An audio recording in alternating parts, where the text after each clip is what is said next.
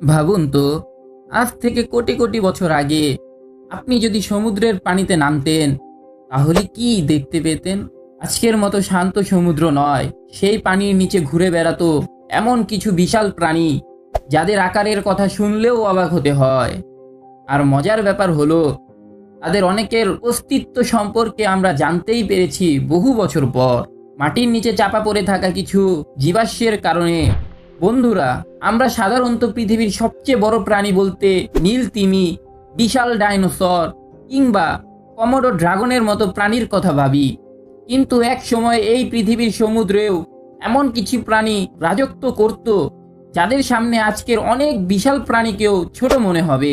আর আজকের গল্পটা শুরু হচ্ছে এমনই এক ভয়ঙ্কর সামুদ্রিক শিকারীকে নিয়ে। এর নাম ব্যাসিলোসারাস। নাম শুনে হয়তো মনে হচ্ছে কোনো বিশাল টিকটিকির কথা বলছি।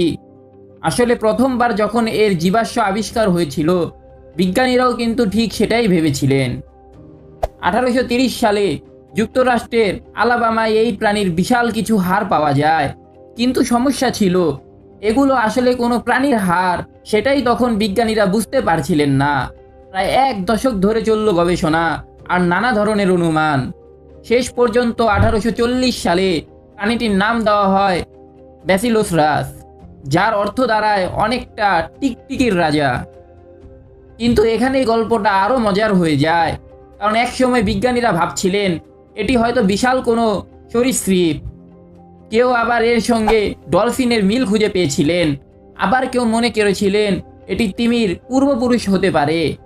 কল্পনা করুন তো, একটা প্রাণীর জীবাশ্মর সামনে পড়ে আছে, কিন্তু বিজ্ঞানীরাই নিশ্চিত নন প্রাণীটা আসলে কি ছিল। পরে গবেষণার মাধ্যমে জানা যায় ব্যাসিলোসারাস আসলে প্রাচীন এক বিশাল সামুদ্রিক স্তন্যপায়ী প্রাণী, আর এর দৈর্ঘ্য প্রায় 70 ফুট পর্যন্ত হতে পারত, অর্থাৎ আজকের একটি বড় বাসের চেয়েও লম্বা। এই প্রাণী প্রায় 340 লাখ বছর আগে সমুদ্রে বাস করত। কিন্তু পৃথিবীর জলবায়ু যখন ধীরে ধীরে ঠান্ডা হতে শুরু করলো, সমুদ্রের পরিবেশও স্রোতের ধরনেও পরিবর্তন আসে। আর সেই পরিবর্তিত পরিবেশে ব্যাসিলোসারাসের মতো প্রাণীদের টিকে থাকা কঠিন হয়ে পড়ে। একসময় তারা পৃথিবী থেকে পুরোপুরি বিলুপ্তই হয়ে যায়। তবে বন্ধুরা, ব্যাসিলোসারাসই কিন্তু এই গল্পের সবচেয়ে অবাক করা প্রাণী নয়, কারণ প্রাচীন পৃথিবীর সমুদ্রে এমন আরও কিছু বিশাল সরীসৃপ ছিল যাদের আকার আজকের কল্পনার সীমাকেও ছাড়িয়ে যায়।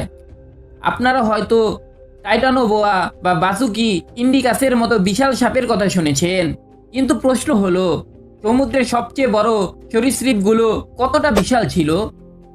আর তাদের মধ্যে এমন এক প্রাণী ছিল যার সন্ধান পাওয়ার গল্পটাও কম আশ্চর্যজনক নয়। আজকের ভিডিওতে আমরা সেই হারিয়ে যাওয়া সামুদ্রিক দানবদের গল্পই জানব।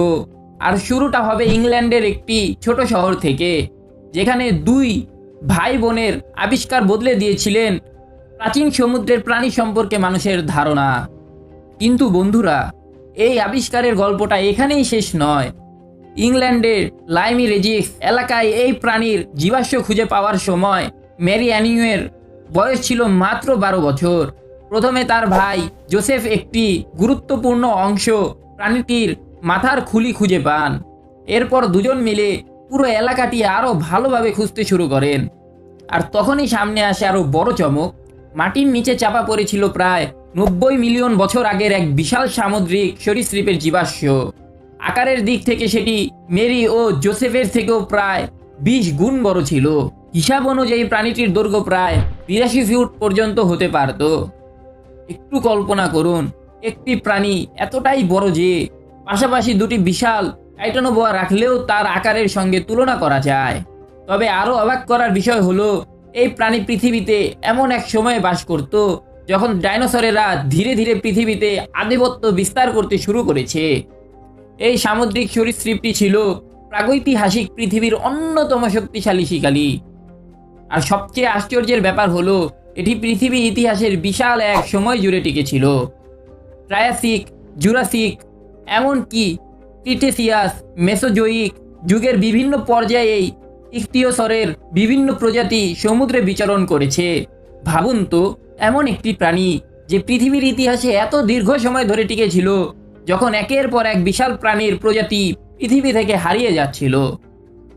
এক হিসাব অনুযায়ী ডাইনোসরেরা প্রায় 16 কোটি বছর পৃথিবীতে টিকেছিল, আর ইকটিওসরের বিভিন্ন প্রজাতিও প্রায় একই রকম দীর্ঘ সময় ধরে সমুদ্রের জগতে নিজেদের জায়গা ধরে রেখেছিল। কিন্তু শেষ পর্যন্ত প্রকৃতির নিয়ম থেকে তারাও রেহাই পায়নি। জলবায়ু পরিবর্তন, সমুদ্রের পরিবেশে পরিবর্তন এবং খাদ্য শৃঙ্খলের নানা পরিবর্তনের কারণে একসময় এই বিশাল সামুদ্রিক সরীসৃপগুলো পৃথিবী থেকে হারিয়ে যায়। তবে বন্ধুরা, এখানে একটা বিষয় মনে রাখা দরকার, ইকটিওসর কোনো কাল্পনিক দানব নয়। এর অস্তিত্বের প্রমাণ আমরা পেয়েছি জীবাশ্ম থেকে। কিন্তু এবার আমরা এমন এক প্রাণীর দিকে যাব যার গল্পের ভিত্তি বিজ্ঞান নয়, বরং পৌরাণিক কাহিনী আর মানুষের মুখে মুখে ছড়িয়ে পড়া কিংবদন্তি।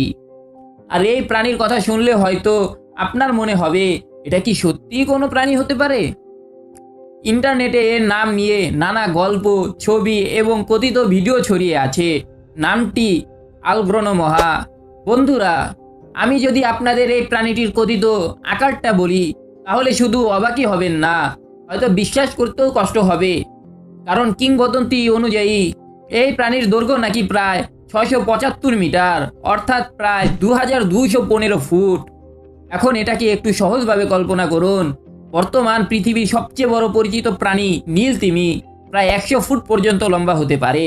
সেই তুলনায় 2215 ফুটের এই কথিত প্রাণীটি হলো নীল তিমিকেও তার সামনে অবিশ্বাস্য রকম ছোট মনে হতো। আর একজন মানুষ তার সামনে হয়তো সত্যি একটা ছোট পিঁপড়ার মতোই মনে হতো। কিন্তু প্রশ্ন হলো, এই বিশাল প্রাণীর গল্পের পেছনে আসলে কতটা সত্যি আছে? এখন একটু হিসাব করে দেখুন। কিংবদন্তিতে বলা সেই প্রাণীটি যদি সত্যি 2215 ফুট লম্বা হতো, তাহলে প্রায় 22টি নীল তিমি একসঙ্গে রাখা হলেও তার আকারের কাছে সেটা বিশাল মনে হতে পারত। আর শুধু আকারই নয়, গল্পগুলো আরও অদ্ভুত।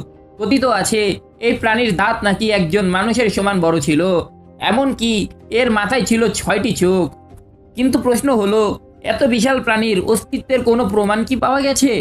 না, এখন পর্যন্ত এর অস্তিত্বের পক্ষে নির্ভরযোগ্য কোনো বৈজ্ঞানিক প্রমাণ পাওয়া যায়নি। তবে সমুদ্রের রহস্য নিয়ে কথা উঠলে আরেকটি অদ্ভুত ঘটনার কথা বারবার সামনে আসে, আর সেটি হলো দি ব্লোপ। 1997 সালে সমুদ্রের নিচে স্থাপিত সাউন্ড রেকর্ডারে বিজ্ঞানীরা একটি অত্যন্ত শক্তিশালী এবং অস্বাভাবিক শব্দ রেকর্ড করেন। শব্দটি এতটাই শক্তিশালী ছিল যে বিজ্ঞানীরা প্রথমে ধারণা করেছিলেন হয়তো সমুদ্রের গভীরে থাকা কোনো বিশাল প্রাণী থেকেই এটি এসেছে। আর এখান থেকেই শুরু হয় নতুন এক রহস্য। কারণ সমুদ্রের এত গভীর জায়গা তখনও মানুষের কাছে অনেকটা অজানা। ফলে অনেকেই প্রশ্ন তুললেন, সমুদ্রের অন্ধকার গভীরে কি এমন কোনো বিশাল প্রাণী লুকিয়ে আছে যার সম্পর্কে আমরা কিছুই জানি না? কয়েক বছর ধরে এই শব্দটি বিজ্ঞানী এবং গবেষকদের মধ্যে ব্যাপক আগ্রহ তৈরি করে।